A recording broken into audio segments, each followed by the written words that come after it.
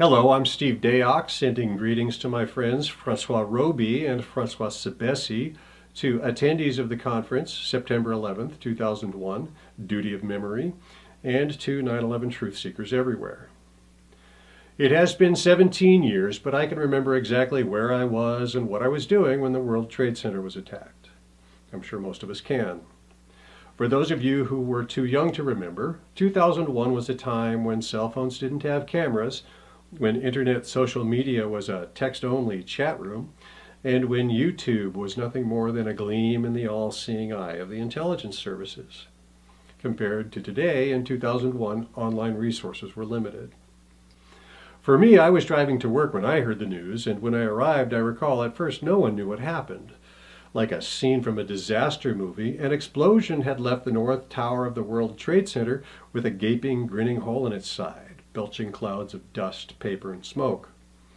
As the networks focused their cameras on the north face of the North Tower, the first witness reports rolled in. Some people said it was a bomb. Some people said it was a small plane. Some people said they saw missiles, but CNN chose to lead with what one of their executives, Sean Murtaugh, said, which was that it was a large commercial jet, providing a clue as to how the ruse was accomplished. Using the power of suggestion, they were setting the stage for the assault on our senses and the challenge to our collective sanity, which was just around the corner when they broadcast what we thought was a plane flying through a steel building. Shock and awe is a term used to describe the military strategy of rapidly dominating an enemy by applying overwhelming force. On 9/11, the enemy was we the people, and the overwhelming force was the firepower of the Western propaganda machine. It was then that the powers that be declared war on the rest of us, and as is so often the case in war, the initial bombardment was intended to beat us into submission and eliminate all chance of resistance. Under a relentless, days-long barrage of terrifying images and descriptions of the horror taking place in Lower Manhattan, we were predictable putty in the propagandist's hands, for a while. Today, though, with the benefit of a decade and a half of hindsight, in the archived broadcasts from the morning of September 11th, it can be seen how easily we were fooled. The networks disregarded the reports from witnesses on the streets in favor of the story being told by their executives, and because there was only a short 18-minute period between the first explosion and the live shots of United Airlines Flight 175, we didn't have time to question anything.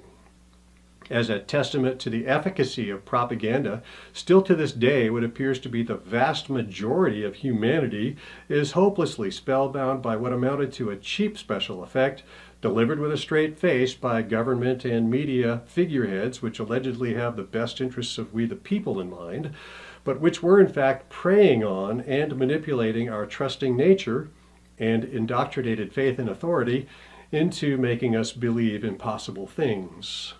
Their apparent goal was to force us into choosing between maintaining one's intellect by seeing 9/11 for the fraud it is, or following the crowd and fading into what the late Gerard Holmgren called intellectual senility. Unfortunately, the world chose the latter, with the fruits of our shared apathy and willful ignorance being a burgeoning global police state, endless war, and a shameful record of looting, murder, and torture. As time passed and the fog of war lifted, people started to realize something was seriously wrong with the official story, and many turned to the 9/11 Truth Movement for comfort, thinking at least someone was doing something about it.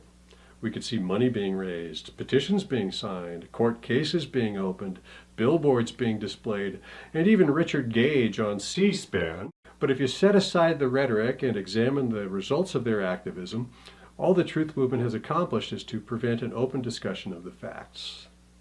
Finding the truth, the actual truth about what happened that day, is nearly impossible by following the work of the 9/11 Truth Movement.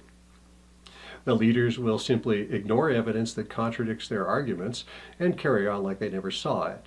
They then publicly argue among themselves as if only their hypotheses carry any weight, while pointing a hypocritical finger at each other and at everyone else for being a spy. I am no expert, but this is exactly what I would expect from false prophets in a bogus peace movement. I suspect this is what controlled opposition looks like. By now it should be obvious exposing the truth was never the goal, that their intent all along was to divide and conquer us. Good propaganda always targets emotion, not reason, which explains why truthers are often angered when someone challenges whatever it is we believe happened on 9/11, because we are emotionally attached to it. But the truth is what it is, whether or not it agrees with us or with what the 9/11 truth movement is selling. If the truth is the goal, it should be a threat to nobody. Or as Flannery O'Connor put it, the truth does not change according to our ability to stomach it emotionally. The reality is I can only be sure about me. I know I'm not on anyone's payroll, but when I examined the evidence, I came to a completely different conclusion than the rest of the truth movement. Nobody should take my word for anything. I urge everyone to scrutinize my research and my conclusions carefully, and I wish the leaders of the truth movement would say the same. None of us should take at face value any claim without first examining the evidence for ourselves, but we have been too busy raising families and living our lives to afford more than a cursory glance at 9/11. Sorting through the dead-end clues and false leads requires a time commitment most of us aren't prepared for.